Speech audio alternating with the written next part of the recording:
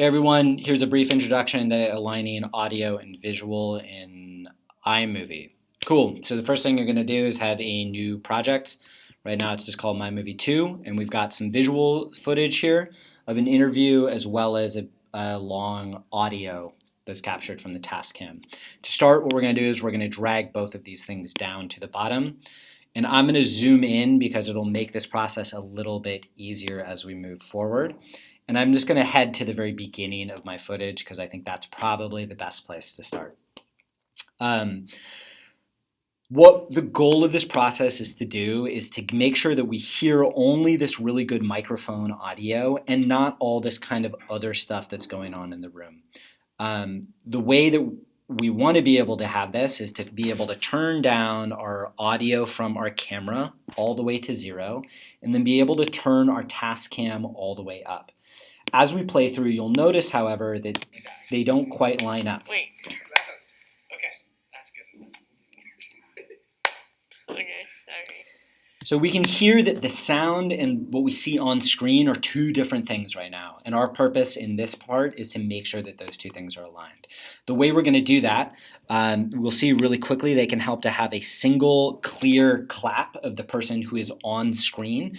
That will help us align things. So you'll notice that there's some spikes in the audio here, these little yellow bits. And then there's some spikes in the audio for our task cam here. This is a little tough, because I'm going to try to find the last time that Alicia, our subject, clapped on screen and try to align it with this one here, because I think she probably clapped twice in this. I just want to see what's happening in this top one really quick. And then we're going to try to line this up by just moving it around so that the sound and the visual go together. So first thing I'm going to do is just check to see when the last time she claps on screen. Okay. So one there. Okay, I think that's her last one there. And I'm going to turn up my task cam footage and look for what I think is the last clap. I'm going to guess it's this one, but it might be that other one over there. And then what I'm going to try to do is just pull this over this way so that those two spikes are together. So this spike here, down here, is up with that spike. So it looks like, bam, clap at the same time. We should be able to zoom in really close to make sure that those are like really well aligned.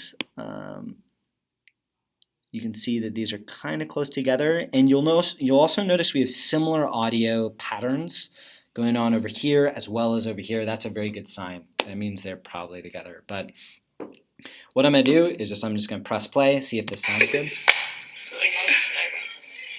It's like a tiny bit off. Let's try the other way. I like that one a little bit more. And the last step of this is going to be to turn down your camera footage all the way so we can just watch through with just those things. Okay, sorry.